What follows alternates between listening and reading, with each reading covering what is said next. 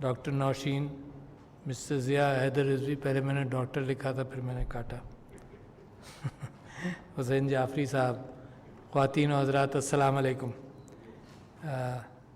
میں آپ کا شکریہ ادا کرتا ہوں کہ ایک اہم چیز جس سے تقریباً ہر شخص کا کوئی نہ کوئی واسطہ زندگی میں ضرور پڑتا ہے، اس کی اہمیت کا اندازہ دوبارہ آپ نے ایک پبلک فورم پر الزائمر اینڈ ڈیمنشیا کے اوپر بات کر کے لوگوں کو پھر فوکس کیا. ہر شخص کی زندگی کے اندر ظاہر ہے ماں باپ بوڑھے ہوئے، کچھ لوگ جلدی یتیم ہو گئے، انہوں نے وہ کیفیات نہیں دیکھی ہوں گی، مگر جس گھر کے اندر بھی ماں باپ جیسے بوڑھے ہوئے تو ایک ڈیمنشیا کی کیفیت ضرور آنے لگتی ہے، اور تکلیف دہ کیفیت ہے جو ذکر ہوا یہاں پر. اور ہر شخص کہانی سنا سکتا ہے کہ کتنا طاقتور آدمی یا طاقتور عورت زندگی میں، اور جب اس کی بے بسی دیکھتے ہیں تو اس کا افسوس ہوتا ہے. اور میں بھی آنسو بہاتا رہا ہوں اس چیز میں اپنے ذاتی زندگی میں بھی. مگر موت تو آئے گی نا. اب انسان کی ذاتی خواہش یہ ہوتی ہے کہ میری موت ایسے آئے کہ میں نہ کسی کا ڈپینڈنٹ بنوں، نہ فزیکلی اور مینٹلی اتنے خراب حالات ہوں. اور یہ ہر شخص دعا بھی کرتا ہے کہ طول نہیں پکڑے، لوگوں کو خدمت نہ کرنی پڑے میری. اور اللہ کی مرضی ہے کہ کس حال میں، کس انداز سے، کب لے. اور ہم ایک قرآن کی دعا ہے، رب ارحمہما کما ربیانی صغیرہ، اور میں ہر نماز کے بعد دعا کرتا ہوں کہ جیسے میرے ماں باپ نے میرے ساتھ محبت کے ساتھ رویہ رکھا، ویسے ہی آپ بھی ان کے ساتھ رکھیں. اب یہ جو الزائمر اور ڈیمنشیا ہے تو خود بھی آدمی محتاط رہتا ہے. یعنی میں سوچتا ہوں کہ مجھے بھی ڈیمنشیا نہ ہو مثال کے طور پر. اور ایک لاس آف میموری کی کیفیت ہے جو شروع سے میری اچھی نہیں تھی. جب میں نے اپنا ماسٹرز کی تھیسس ڈیفینڈ کی یو ایس میں 3-4 گھنٹے مجھے لگے، تو میں نے ان سے پہلے ہی یہ کہا کہ جتنا میں نے پڑھا ہے اس کا ایسنس مجھے یاد ہوگا، مگر اگر آپ آتھرز کے نام پوچھیں گے تو مجھے یاد نہیں ہوں گے. یہ میں نے پہلے ہی 4 گھنٹے کی ڈیفینس میں پہلے ہی میں نے یہ کہا کہ آتھرز کے نام مجھے یاد نہیں ہوں گے. اور وہ ہمیشہ میرے ذہن میں شکلیں مجھے یاد نہیں ہوتی ہیں، اوروں کو بھی یاد نہیں ہوتی ہوں گی، اور جیسے میری عمر بڑھتی چلی جائے گی مجھے اور یاد نہیں رہے گا. تو میں نے اس کے اوپر پڑھا بہت، اور یہاں بیٹھے بیٹھے مجھے خیال آیا کہ آج کل میں ایک کتاب پڑھ رہا ہوں، اس کے آتھر کا نام میں بھول گیا تھا یہاں بیٹھے بیٹھے، ٹائٹل مجھے یاد تھا، وہ ہے سکسیسفل ایجنگ. اور آج کل میری ڈیسک پر ہے، میرے ساتھ کے ہر میز کے قریب کوئی نہ کوئی کتابیں ہیں جو سب کچھ ادھوری پڑھی ہوئی ہیں، جو پڑھتا جاتا ہوں اپنی ڈیسک سے ہٹا کر لائبریری میں رکھ دیتا ہوں، مکمل جو ہو جاتی ہے. اور کبھی کبھی تو 10 دن کے اندر بھی مکمل ہو جاتی ہے، 5 دن کے اندر بھی ہو جاتی ہیں، اور کبھی کبھی 6-8 مہینے پڑی رہتی ہے، کیونکہ اس کی ایسنس آپ شروع کے چند اوراق کے اندر آپ جان چکے ہیں اور آپ کا انٹرسٹ کم ہو گیا. تو یہ سکسیسفل ایجنگ ہے بائی ڈینیل جے لیویٹن. تو اس کے اندر میں خود بھی اپنے متعلق سوچتا تھا اور ان بزرگوں کو ایڈمائر کرتا تھا، بڑے بڑے فلسفی گزرے ہیں جن کی انٹلیکچول کیپیسٹیز اور ڈیمنشیا سے وہ 90 کی دہائی کے اندر بھی ان چیزوں سے دور رہے ہیں. اچھا سارا کچھ جینیٹکس تو ہوگا، but at the same time I was always perturbed by the fact کہ کوئی ایسے مارکرز جو پتہ چل جائیں جس کے اوپر میں کچھ کر لوں تاکہ میں چیزیں نہیں بھولوں. تو بھولتا تو ہوں، اور وقت کے ساتھ ساتھ زیادہ بھولنے لگا ہوں. میں کوئی ایسا سگنیفیکنٹ اثر نہیں ہوا ابھی تک، اللہ کا احسان ہے. تو ایک چیز جو میں آپ سے شیئر کر سکتا ہوں بڑی انٹرسٹنگ، میں الزائمر پہ بھی آؤں گا، بڑی انٹرسٹنگ کہ میں نے جب غور سے دیکھا اور پڑھا کہ کون لوگ ہیں جو اس سے کچھ دوری رکھتے ہیں، تو اس کے اندر آج کل اب یہ کہا جا رہا ہے کہ مینٹل ایکسرسائزز آلویز ہیلپ. اور مینٹل ایکسرسائزز کا مطلب یہ کہ پزل سالونگ مثال کے طور پر. تو میں ایک کمپیوٹر گیم کا ایڈکٹ ہو گیا تھا، اور میں نے کہا کہ یار عجیب بات ہے، تم صدر پاکستان بنے ہو، لوگوں نے ذمہ داری دی ہے، اور تم بیٹھ کر کمپیوٹر گیم کھیلتا ہوں. جب میں نے کتاب پڑھی تو اس میں پتہ چلا کہ you must be doing working and solving puzzles. تو میں آزاد ہو گیا، پھر میں نے کہا کہ یہ تو میری ایکسرسائز ہے. But that is important. یعنی اٹ از کنسیڈرڈ کہ جیسے بدن کی ایکسرسائز کرتا ہے، بدن کی ایکسرسائز کا اور دماغ کی ایکسرسائز کا بڑا تعلق ہے. لوگ جانتے نہیں ہیں بعض لوگ کہ 3,000 یا 3,500 BTUs یا کیلریز آدمی برن کرتا ہے، تو اس میں نصف جو غذا کھاتا ہے تو نصف اس کا بدن کنزیوم کرتا ہے اور نصف اس کا دماغ کنزیوم کرتا ہے. ہاف آف دی انرجی جو آپ کھاتے ہیں وہ دماغ کنزیوم کرتا ہے. تو دماغ تو بہت ہائی انرجی یوزنگ آرگن ہے، بہت ہائی انرجی یوزنگ آرگن ہے. یعنی اور اس کو فٹ رکھنے کے لیے بدن کی ایکسرسائز بھی ضروری ہیں. اور آپ نے سنا نہیں ہوگا تو میں بتا رہا ہوں آپ کو کہ ایک چیس پلیئر 2-3 گھنٹے کے اندر اتنی انرجی یوز کرتا ہے جتنا ایک فٹ بال پلیئر 2-3 گھنٹے میں یوز کرتا ہے.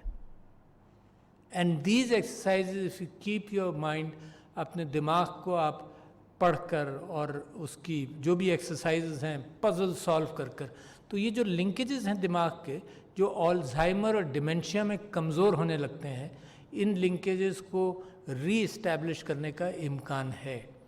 کوئی کنفرمڈ سائنس نہیں ہے، مگر سائنس اس طرف اشارہ ضرور کرتی ہے کہ اپنے آپ کے دماغ کی صحت کے لیے دماغ کا استعمال ضروری ہے. بالکل اسی طرح سے جیسے بدن کو صحت یاب رکھنے کے لیے بدن کا استعمال ضروری ہے، اسی طرح سے دماغ کو صحت یاب رکھنے کے لیے دماغ کا استعمال بھی ضروری ہے. اب ذکر ہوا آپ کا پلان، اور میں سمجھتا ہوں کہ جس درد کے ساتھ آپ نے حسین صاحب جس طرح سے آپ نے شروع کیا، یہ ایک انسان کی کیفیت ہے. جو گھر کے اندر آدمی چیز دیکھتا ہے اور اس کو غم لگتا ہے وہی اس کو لے کر پھر چلتا بھی ہے. عمران خان صاحب نے اپنی والدہ کی بیماری کے اعتبار سے اتنا بڑا پروجیکٹ شوکت خانہ میں اسٹیبلش کیا، اور اس کے نتیجے میں باقی ساری چیزیں بعد میں لنک ہوتی گئیں. کیونکہ جب شوکت خانہ شروع کیا تھا تو سیاست سے کوئی وابستگی نہیں تھی، جب باہر نکل کر چیزیں دیکھیں تو سیاست سے وابستگی بھی ہوئی. مجھے یاد ہے کہ ضیاء الحق صاحب کی ایک بیٹی ڈفرینٹلی ایبلڈ تھیں، تو ضیاء الحق صاحب کو بھی اس کے اندر کافی کام کیا. تو آدمی گھر کے اندر جو کیفیت دیکھتا ہے تو پھر سوچتا یہ ہے کہ یہ اس کے اوپر میں کام کروں. اور یہ ایک انسان کی اچھی فطرت ہے کہ وہ خود دیکھ کر بھی ہر چیز کے اندر موٹیویٹ ہوتا ہے. تو جیریاٹرکس کا جو شعبہ ہے یہ بڑا اہم ہے. آپ نے ذکر کیا کہ جیریاٹرکس کے لیے کوئی بیڈ ہاسپٹل میں نہیں ہے. اصل میں اکثریت 80% بیڈ جیریاٹرک بیڈز ہیں، اس معنی کر کے کہ بڑھاپے کی بیماریوں کا ہی علاج ہوتا ہے. مگر اسپیسیفکلی جیریاٹرک اٹینشن دینے کے لیے یقیناً الگ ڈپارٹمنٹس الگ نہیں ہیں. جیریاٹرک ایک فیلڈ ہے جو پاکستان کے اندر اتنی بڑھی نہیں ہے جتنا ہو سکتی ہے. تو ایک تو الزائمرز اور ڈیمنشیا کے حوالے سے جو ہم سمجھتے تھے کہ بلیک ٹائپ کا پلیک جو ہے وہ برین کے اندر ہوتا ہے. میرے ایک پڑوسی تھے، اب مجھے پتہ ہی نہیں تھا الزائمرز کا، جو بچپن کے اندر ظاہر ہے یہ بھی نہیں پتہ تھا کہ ایمیلوئڈ پلیکس ہوتے ہیں برین کے اندر. تو وہ جب ہم مسجد، ہمارے والد صاحب فجر کے وقت اٹھا دیتے تھے کہ مسجد جانا ہے، تو جب ہم مسجد جاتے تھے تو وہ ایک بزرگ ہمارے پڑوسی تھے، ان کے یہاں گردن پر ایک رومال سا رہتا تھا، اور he was suffering from Alzheimer looking retrospectively Alzheimer's. اور وہ آہستہ آہستہ چلتے تھے اور ان کا تھوک بھی کنٹرول نہیں ہوتا تھا، بیچارے وائپ کرتے رہتے تھے، بات کرنے میں بھی ان کو قباحت ہوتی تھی. تو وہ ایسی کوئی ایک تو میڈیکل ایجوکیشن کے اندر جیریاٹرکس کے حوالے سے تعلیم ضرور شامل ہے. سارے ڈاکٹرز الزائمرز اور ڈیمنشیا کو پہچان سکتے ہیں. اور مجھے افسوس اس بات کا ہوا حسین صاحب جب آپ نے ذکر کیا کہ ڈاکٹرز ڈائگنوز نہیں کر سکے. اچھا، اٹ از سرپرائزنگ کہ this dentist knew about Alzheimer's almost always, اور ڈاکٹرز کو نہیں پتہ ہو. تو یہاں کوئی کسر رہ گئی کہیں پر، کیونکہ ڈاکٹرز کو پہچاننا چاہیے ڈیمنشیا اینڈ الزائمرز. دوسری بات آپ نے یہ کہی کہ اس کے لیے معاشرے کے اندر اور آپ کے پلان کے اندر جو میں نے دیکھا کہ ایک تو ڈیمنشیا آؤٹ ریچ کی بات کی، یہ بے انتہا ضروری ہے. میرا تو پیشن یہ ہے کہ لوگوں کو انفارمیشن دی جائے ان چیزوں کی جو وہ خود ہینڈل کر سکتے ہیں. اب گھروں کے اندر اگر لوگوں کو پتہ نہ ہو، جیسے مثال کے طور پر سٹریس ہوتا ہے، مرد عورت کا سٹریس ریکگنائز نہیں کر پاتا، منتھلی اسٹریس ڈائگنوز نہیں، پتہ نہیں چلتا اس کو، کہتا ہے کہ ایک دن یہ اچھی بات کرتی ہے، دوسرے دن یہ اس کا دماغ ٹیڑھا ہو جاتا ہے. تو یہ جو انفارمیشن گیپ ہے جو نیچرل ہونا چاہیے معاشرے کے اندر، اس انفارمیشن گیپ کے اندر آپ کا جو پہلا پوائنٹ ہے ڈیمنشیا آؤٹ ریچ، اور دوسرا پوائنٹ کہ ڈیمنشیا اویئرنیس، یہ بے انتہا ضروری ہے. کہ اردو زبان کے اندر یہ کہا جاتا تھا کہ آدمی سٹھیا گیا ہے. اب میں تو 70 کے اوپر ہو گیا ہوں، تو میں تو اس سے بھی آگے نکل گیا نا. 60 کے اوپر کہا جاتا ہے سٹھیا گیا ہے، کہ اب اس کی سمجھ میں چیزیں نہیں آ رہی، یہ فیصلہ صحیح نہیں کر رہا.